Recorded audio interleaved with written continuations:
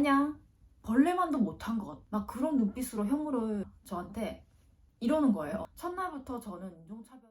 이번 영상은 유럽에 처음 도착했을 때 저의 느낌과 에피소드에 대해서 이야기를 해보고자 합니다. 곧 내년이면 유럽 생활을 한 지 15년이 다 되어가는 시점에서 영상으로 저의 이야기들을 공유를 해보고자 합니다. 저는 2010년에 유학으로 폴란드 바르샤바에 도착을 했고, 졸업 후에 독일 베를린으로 이사해서 지금은 프랑스 파리에서 취직을 해서 일을 하고 있습니다.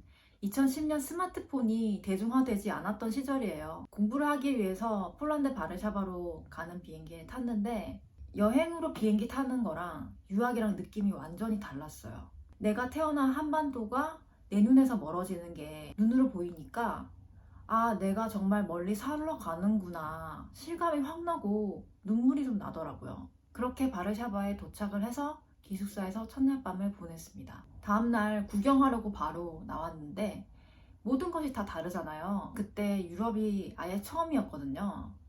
보도 블럭부터 건물 모양, 사람들, 그 사람들의 걸음걸이, 공기, 햇빛, 하늘 높이까지 이 모든 것들이 내가 다른 세상, 다른 세계에 떨어진 사람이 되었다고 말을 해주는 것 같았어요.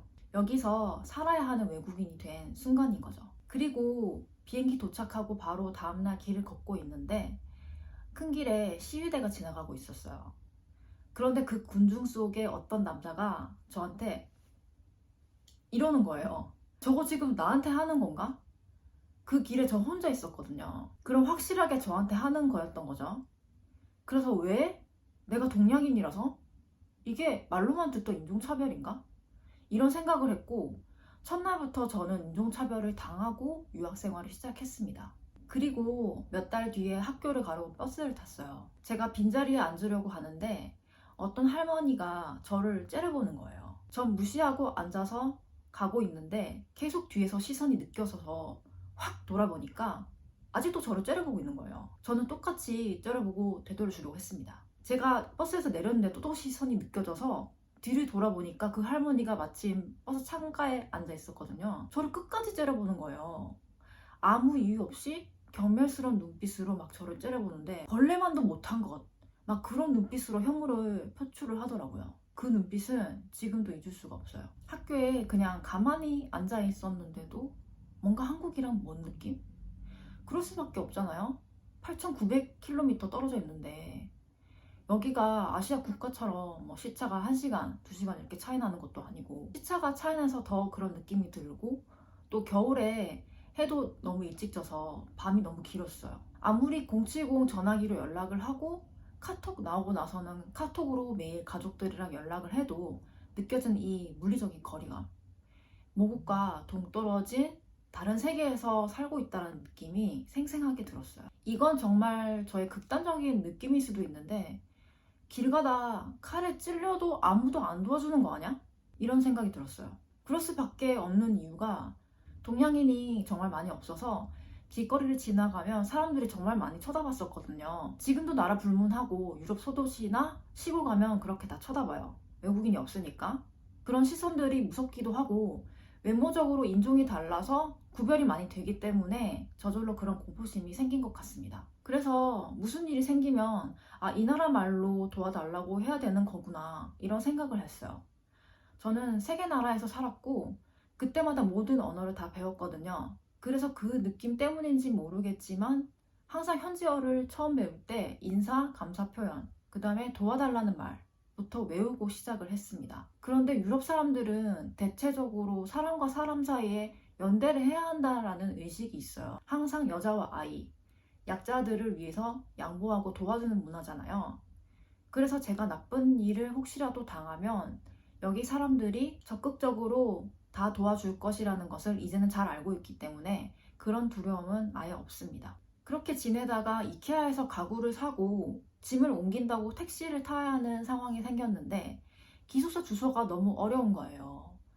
그 주소가 뭐였냐면 울리차 크라코프스키 슈에드미슈체 였습니다. 지금은 이 주소가 정말 추억의 주소가 되었는데 그때는 내가 사는 주소를 말을 해야 택시가 도착을 하잖아요. 뭐 적어서 보여줄 수도 있겠지만 어쨌든 사는 입장에서 내 주소를 내가 말을 못한다? 이건 말이 안 되잖아요. 그래도 해야죠. 방콕에서 외웠습니다. 이거는 영미권이 아닌 곳으로 유학 가신 분들은 다 공감을 하실 거예요. 영어였다면 한 번에 말했을 텐데. 폴란드 말이 발음도 힘들고 말 자체도 어렵기 때문에 한국에서는 아무것도 아닌 일들이 여기서는 정말 극복을 해야 하는 어려운 일들이었어요. 우리가 살다 보면 친구가 생기고 아는 인연들이 생기잖아요. 해외에 나오면 웬만큼 친한 사이 아니면 2년이면 다 정리가 되더라고요. 이건 한국에 살더라도 사는 도시가 바뀌고 학교 입학, 취직, 또 뭐가 있을까? 군대, 결혼 같이 내 상황이 바뀌면 주위 사람들도 변동이 있잖아요. 해외에 나오면 아무래도 물리적인 거리가 있기 때문에 좀 멀어지게 되는 것 같아요. 물론 모든 인연들을 잘 유지하고 사시는 분들도 계시겠지만 제 경우에는 일단 시간대가 달라서 통화를 하면 서로의 무드가 너무 다른 거예요.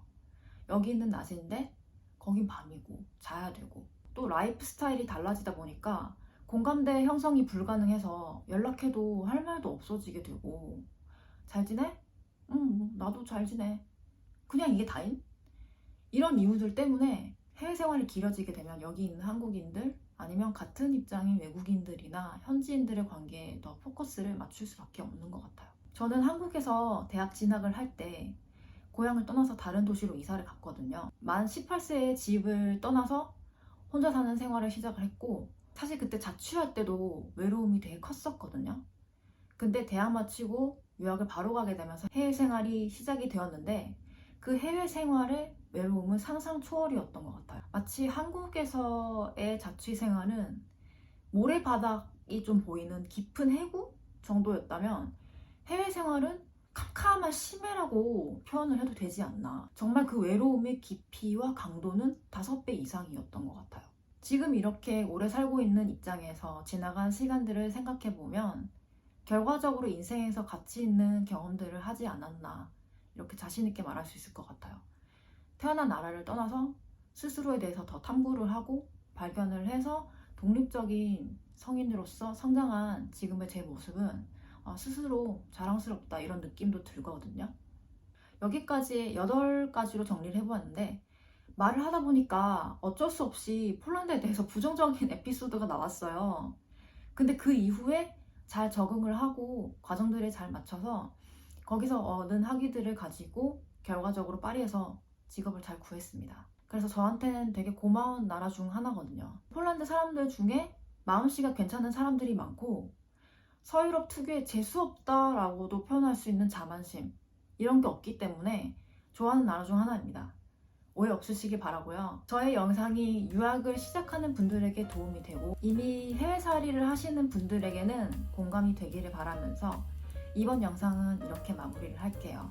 끝까지 영상 봐주셔서 감사드리고 구독, 좋아요, 댓글로 함께 소통했으면 좋겠습니다. 그럼 이만 영상 마치도록 하겠습니다. 안녕!